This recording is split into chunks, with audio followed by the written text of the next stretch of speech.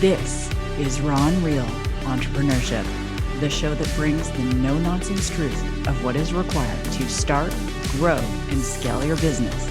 I am your host, Susan Sly. Well, hey, what is up, Raw and Real Entrepreneurs, wherever you are in the world? I hope you're having an amazing day. I know my guest is having an amazing day. He was up since 5 a.m. He's worked out. He's been in the sauna. He's crushing it already.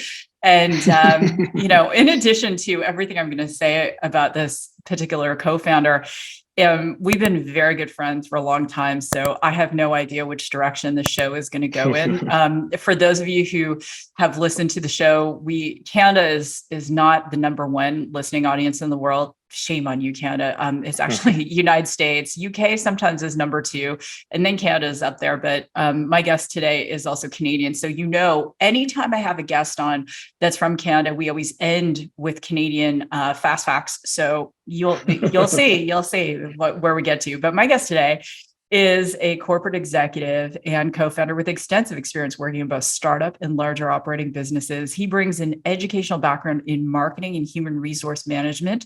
And he began his career working in management consulting before joining the McLean Group of Companies as vice president of business development, where he was responsible for revenue, which is very important, friends, profitability, and strategic growth. Over the past decade, he and his amazing wife, Nicole, have grown a substantial sales organization in the nutritional space. And that's actually where we met.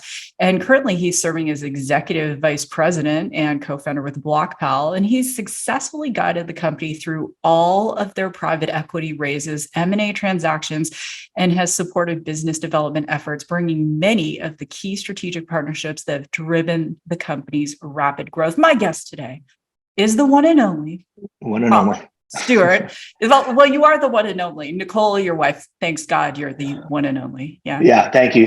Yeah. There's a lot of Robert Stewarts in the world. If you look up in the phone book, I think there's about 4 million of us, but no, thank you. And I'm just honored to be on the show. I mean, I know we've been trying to get this organized for a while and been chatting, but yeah, no, it's just great to connect and, let's riff.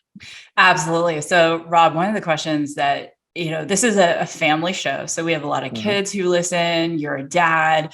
There's this whole debate about, are entrepreneurs born or made? And so how old were you when you started your first business, and what was it? Ooh, this is actually a really good one. So, I actually I don't believe I was born an entrepreneur at all. Like, I have a lot of great traits. But, I think that like my wife is truly more of an entrepreneur than me, and I've learned a ton of things from her. So, starting our first business, really, I worked corporately. I was sort of hired to work for people. And, I think I learned along that journey that it was fantastic. You got to see these, risk takers, highly successful multimillionaires, or, the McLean family were almost billionaires. But, for me, it was a learning of like, I could only get paid so much, right? So, they love my skill set.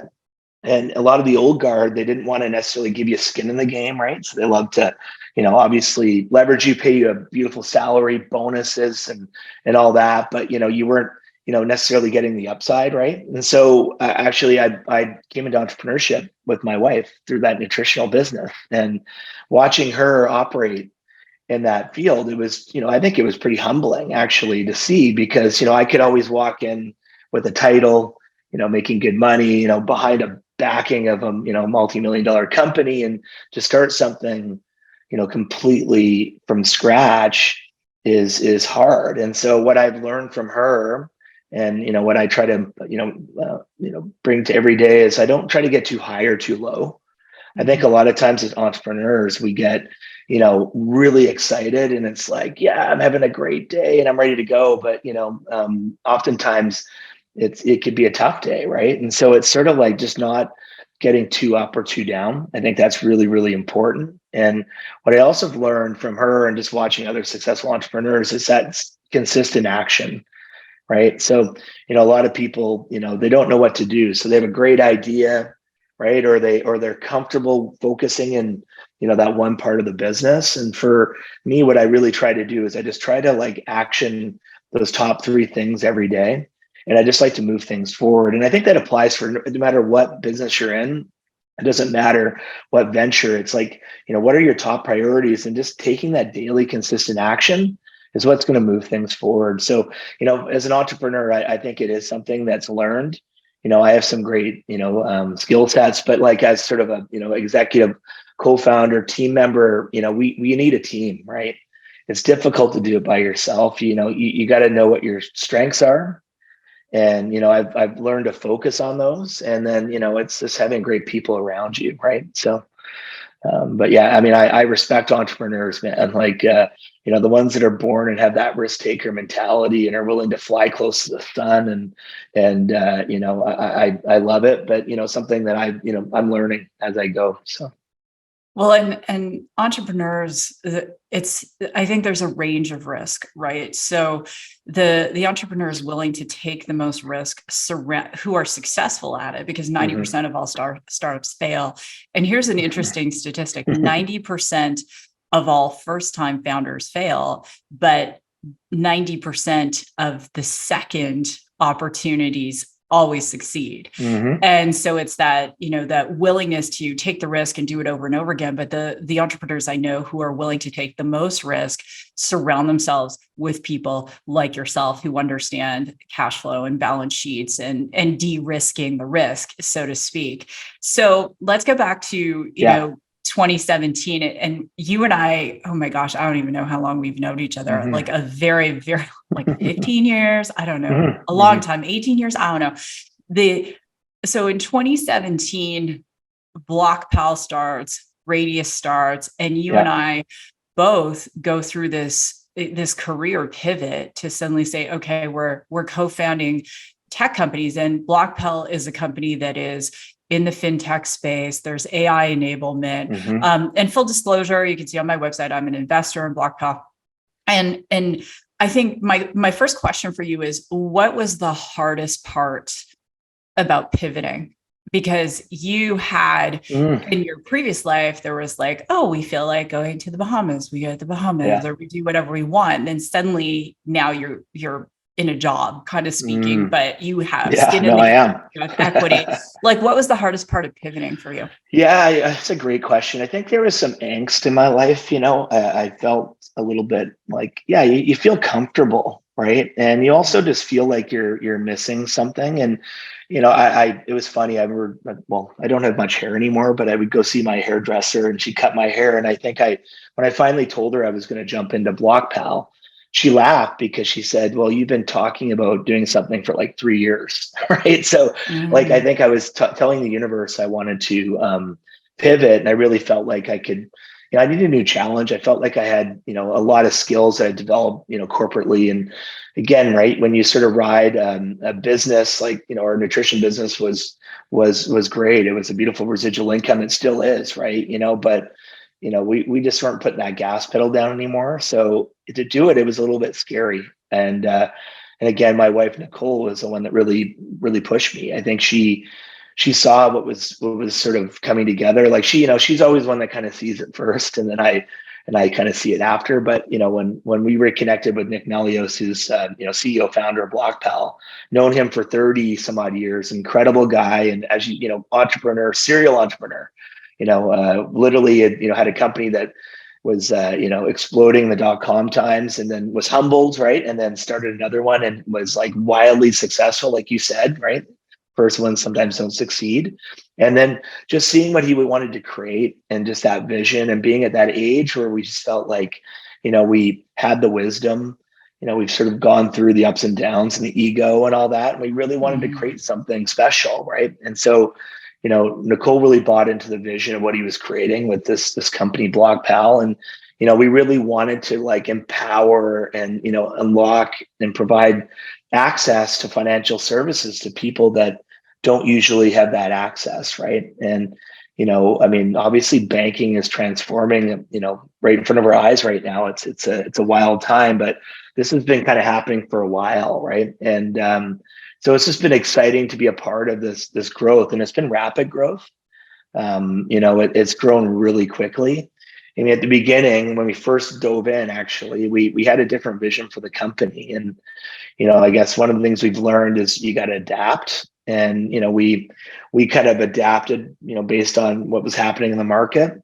And we got fortunate, based on our network and, our shareholder group. Again, like I think for all you sort of founders, co-founders, people that want to start a business, like you got to go out and really find strategic investors, and not just people that want to give you money, but people that really support you, right? They want to see the business grow. And so lucky enough, like through the world that Susan and I come from, we know a lot of people, and we know a lot of great people. And so they happily invested, but not only invested, they wanted to make connections. They like genuinely wanted to open up their network. And that's really how life works. And so that's how, my opportunities in Mexico, opening up that market happened, was through a guy that I met 15 years earlier who was looking for his first break in marketing, and ended up, building a huge business. And he was the one that connected us there. And then in India, which has been just an incredible market for us,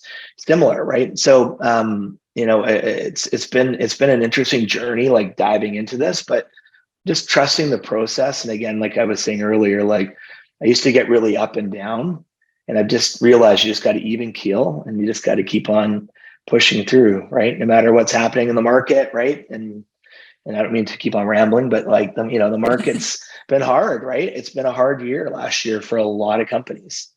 And it's how do you ride through the storm, and the strong ones survive, right? And so, anyways, it's been a crazy 3 years, and we're not where we want to be, but I'm just blessed to be challenged, right? To even dive into this. So. Well, and I love what you said, that your hairdresser is like, okay, like you've been talking about this for a while. Like there are so many people listening right now who have been thinking about pivoting. And, it's not, the myth is that you just jump in and do it. Like Elon Musk was thinking about buying Twitter long before he declared he was going to buy Twitter. It's just you're thinking about it, you're ruminating on it, but that anxiety that comes with the actual pivot. And to your point, we both know a lot of people who are incredibly supportive and amazing. And then there are also people who probably didn't get it. Could you think back to someone, maybe, and you don't, obviously, please don't name any names, but like I was listening to Montel Jordan, who actually This Is How We Do It guy is actually a pastor now. And he was talking about how the people who support us to one level because it's convenient are not always the people who support us, because when we shift who we're being, it no longer fits their agenda, right? So can you think back to maybe lack of support that kind of stung? Sure. Yeah. I mean, I think it happens all the time. I feel that, like, I come from the right place, and I think most entrepreneurs do, right? And as long as you're staying connected to that real vision of what you're creating, again, it's being detached from that result. And that's something, I've learned over the years. Again, it's, watching some great entrepreneurs, but it's like, sometimes it isn't for everybody, right?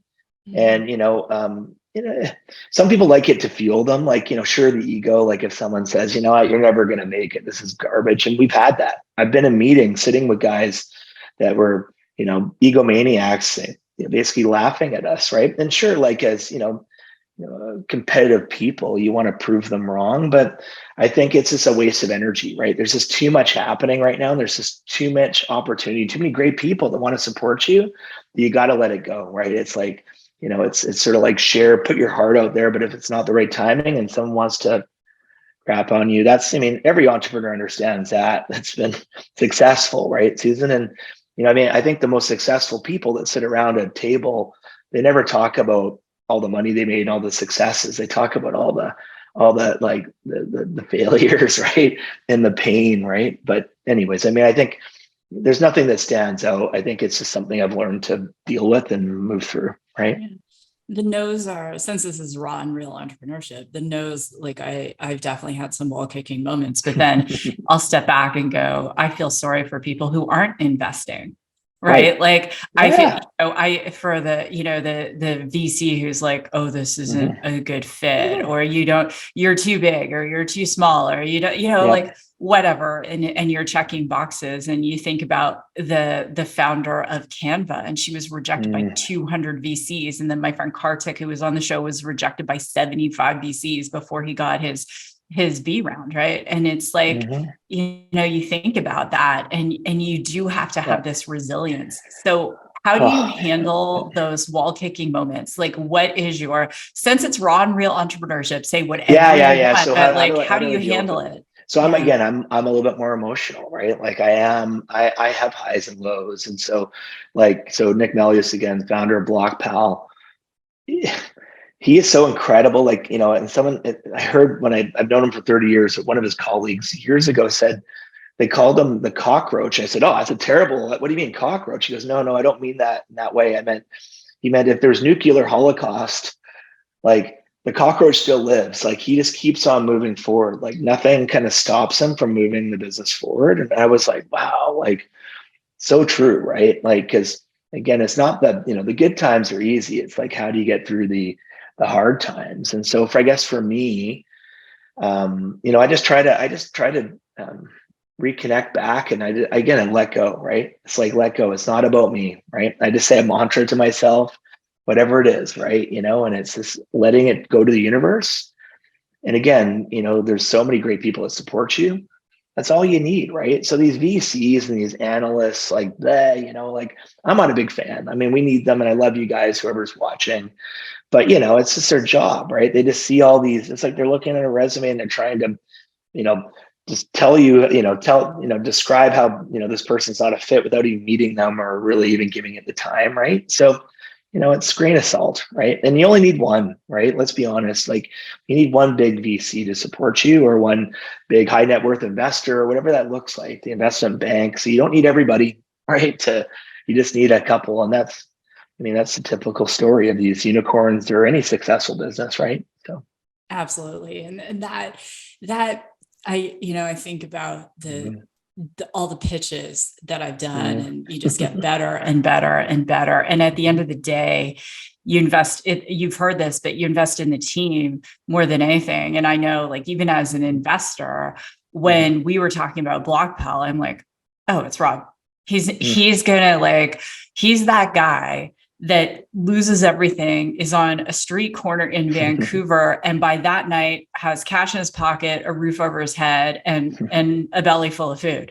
And like, because you bet on the team. And so even as an investor myself, and what I look for is that resilience. Was anyone a professional athlete? Because having been one, there's a lot of resilience. Like, what have they done in entrepreneurship before? And just knowing Yeah. what you've done, what you and Nicole have done, I was like, oh, that's a no-brainer. So let's talk about BlocPal, because here we are, 6 years later, the Mhm. company, and it has transformed, for a variety of reasons. But Mhm. for a person listening who has no clue what BlocPal is, tell everyone all over the world, like, what is BlocPal and what does it do?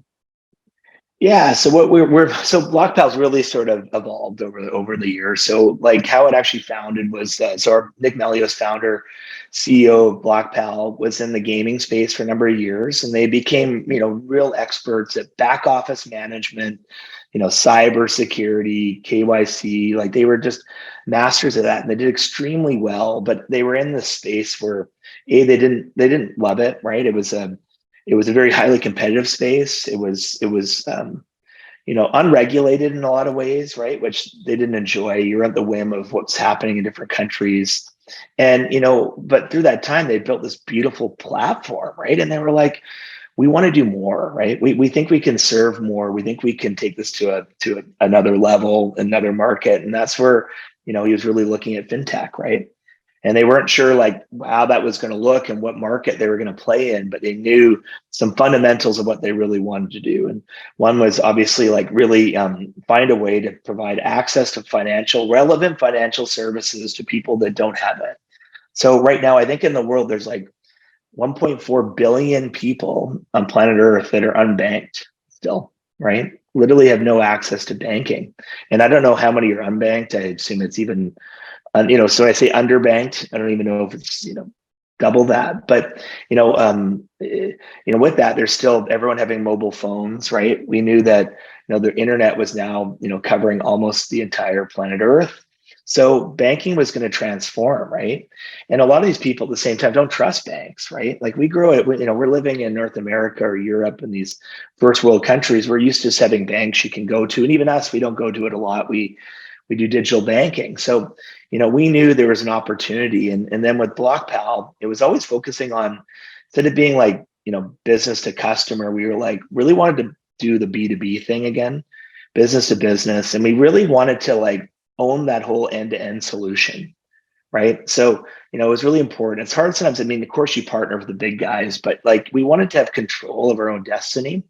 And so as this thing evolved, we got involved in Mexico and partnered with a group there that had over 60,000 retail locations where they were doing recharge for, their cell phones and bill payments. And that's where it all started. We started building a sort of retailer banking app, right? And really that banking app is where they can go and do all their banking services, relevant banking services they need at their corner store where they buy their milk and eggs, right? They trust the store owner more than they trust the bank. And so it was just sort of aha moment. And then when India sort of appeared by, again, just through network and destiny, a lot of times, right? We found a good partner there. And now we have over about 150,000 locations. We've done well over $2 billion in transactions. We're doing about $750 million a month in transaction volume. We're really growing, and it's just again about providing these sort of relevant banking services. So we have about 20 different banking services. People can come in and deposit money at the retailer, withdraw.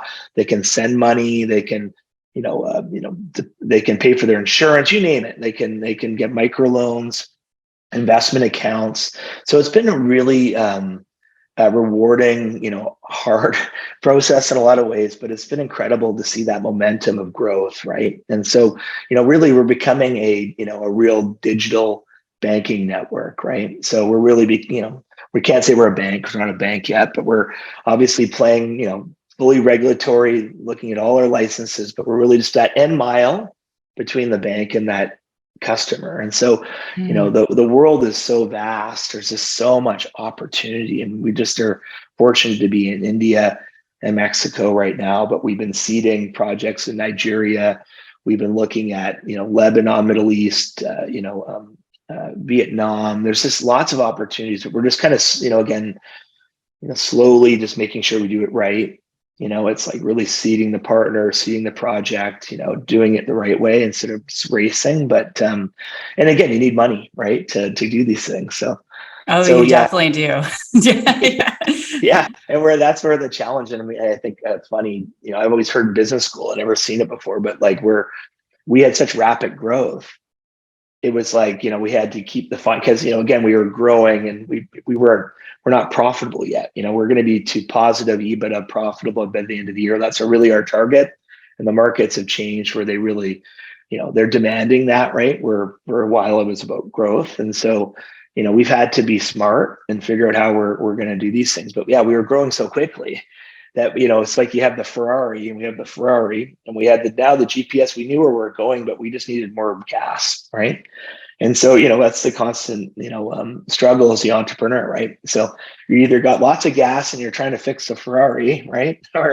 Or you may have the gas in the Ferrari and you still don't quite have the right business plan to get to where you want to go, right? So it's just getting all that together. And so yeah, BlocPal right now, I think we're constantly growing. We're again being strategic about where we're growing. And I guess the last one, which is really great part of our project. So we have India, we have Mexico, and in Canada, we're partnered with a group called One Feather. And they're an Indigenous First Nations group in Canada. Incredible group. They do a lot of like governance and voting for different bands and nations. But we're going to be now helping distribute some of the money that they send out, the federal government will send out, or some of the bands will distribute cash, and we're just giving them, again, it's a relevant way, because a lot of them don't have the same access to banking, right? Depending on the rural locations where they're living, the fees they're paying. So we've been working on this for a couple of years with this group, and we're very close, partnering with the federal government now, and really excited to see that sort of launch as well. So That's so so yeah, it's very cool. awesome. And Yeah. and for those people like who are, listening, and you might think about Canada being so cosmopolitan, but there's a massive population that lives in areas where even if there was a bank at some point, those banks are closing up their locations. And so digital banking and having access to digital banking is massive. And so, I mean, I love the vision of BlocPal, and you and I have been having some conversation I won't disclose, just about like so many opportunities to really impact lives and to make a difference. So you're in fundraising mode and you have a company to co-run. A lot of people, one of my mentors said to me, Rob, last week, he's like, Susan, you're co-CEO of the company, in Radius, we have 100 team members globally. So you're co-CEO of the company, you're running the company, and you're raising money. He's like, who's helping you make sure that the VCs stay interested and you're seeding them the information and keeping them excited? He's like, because that's a full-time job. I'm like, oh, it's me. And he's like, so you're working 60 hours on top of your 70 hours. I'm like, basically, yeah, right. It is a lot. There's no question. So while you're going through the fundraising and the global expansion, what keeps you up at night? I think what keeps us up at night, or keeps me up at night, is, again, you can't control the global markets, right? And, a lot of it, again, is, it's very macro, right? In terms of even some of these VCs and investment banks are looking at the world, right? And so, for us, I mean, ultimately, to fulfill the vision we have as a company, we need to, we hate to say need, we need to secure, though, some larger funding, and we're getting there, right? We were there almost last year, and then we pulled out jointly because of the Ukraine was happening, the markets were crumbling, and we didn't want to go public at the wrong time, right? At the end of the day, like, I like, what keeps me up at night is I care so much about our shareholder base, and I want to make sure that we have a return on investment, and everyone's happy. That that's I guess that's what sometimes keeps me up at night. But at the same time, I know that if we continue to do the work, and we continue to, again, balance growing the business, maintaining the business, and getting out there and casting the vision, we'll find a partner. And we're close. We're close. And in the meantime, we've had incredible high net worth investors that have been coming in and see our vision and see that we're really undervalued, and they see, obviously, the opportunity to see a nice ROI, but be involved in a project that they can get behind too, right? That they can see the vision around. So so that's what keeps me up at night, but it's also what fuels me, right? Like, I appreciate when you said that, you believed in me, and when you invest in something, I'm the same way. I invest in a team, right? Like, I sort of get what they're doing, but I'm like, number one, I look at the group, and so our group is just, we're just not going to stop, right? Like, we're going to make it work. And I think that's the entrepreneur spirit, right?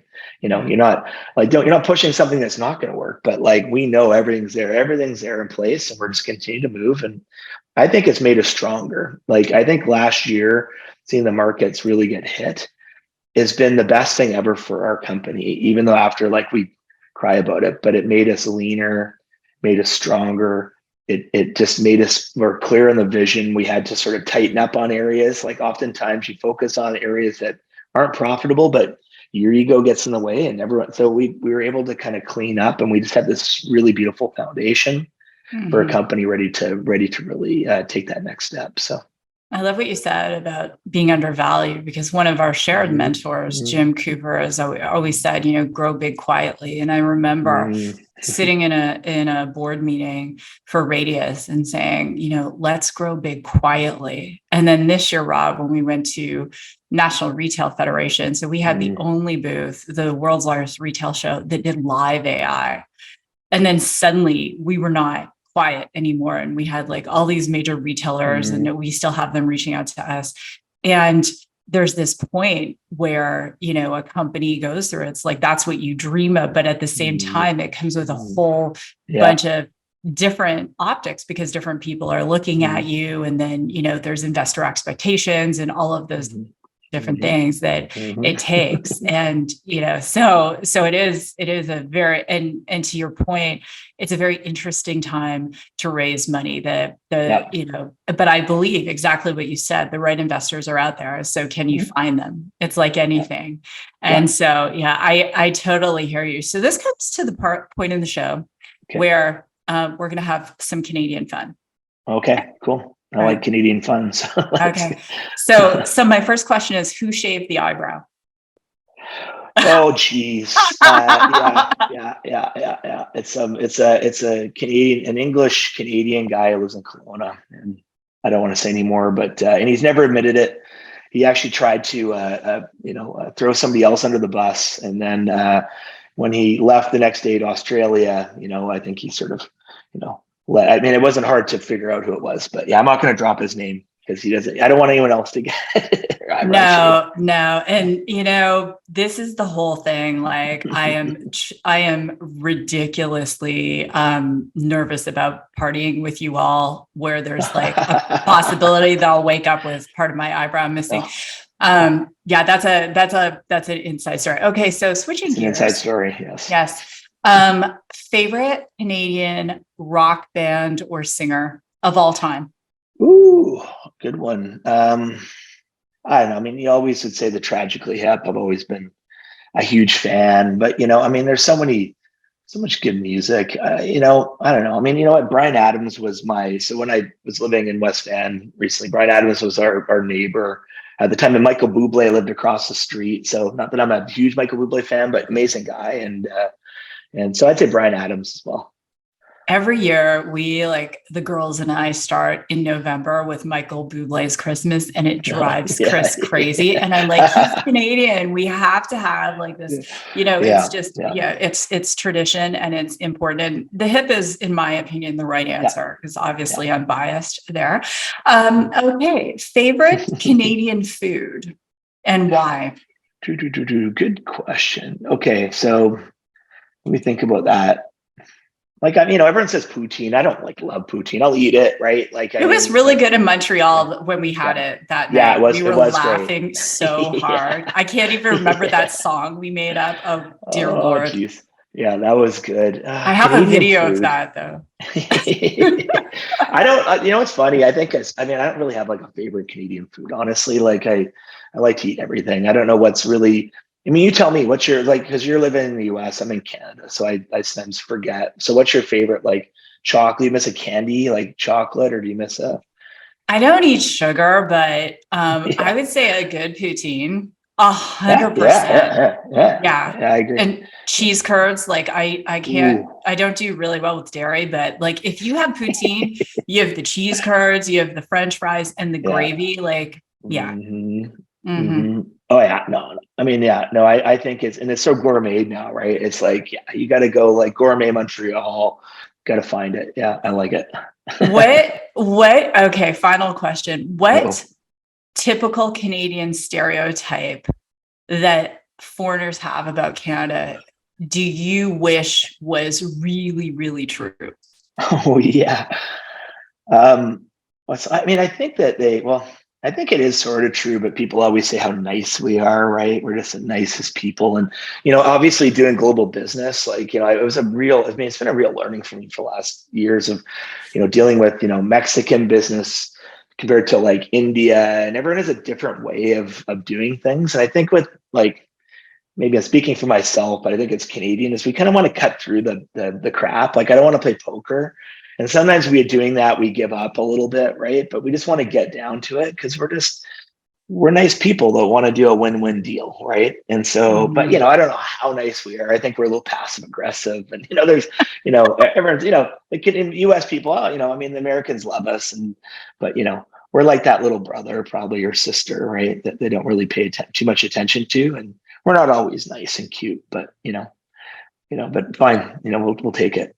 Yeah, exactly. Like we're like Ryan Reynolds, like Yeah, Ryan yeah, Reynolds can do a rom-com and then, yeah, he can be Deadpool. yeah, yeah. Yeah. There you go. I love it. That's perfect. I love it. That's hilarious. No, that's great. Well, Rob, thank you again so much for Yeah. being here. And if you're an investor or you are someone who has a, massive amount of experience in taking companies into foreign markets, go to blockpal.com and check it out. And Rob, I know I just had Bernadette Butler on the show, another amazing Vancouver entrepreneur, and we're all supposed to go out for martinis and Timbits. So we'll have to have video of that. I Yeah, don't sounds great. know if I'll have the Timbit, but the martini, like a good Martini, I'll do too. I'll do that as well. I'm not a Timbit person, but I mean, I'll maybe have one after a martini. I don't know, but no, that sounds great. I'm looking forward to meeting her, and again, it's been great to be on the show, and I appreciate. I think everyone appreciates what you're doing here. This is impactful for people, and just keep doing what you're doing. So appreciate your support. Well, thanks, Rob. All right, everyone. With that, if you haven't left a 5-star review, get your butt over there and leave us a 5-star review. If you're going to leave a nasty review, just don't leave one. I'm sure your mother told you if you have nothing nice to say, don't say it. And that's the way I feel. And if you would like to share the show, tag Rob and I. We love that on social. And all of Rob's contact information and BlocPal's information is in the show notes. So check it out on SusanSly.com. With that, God bless. Go rock your day. And I will see you in the next episode.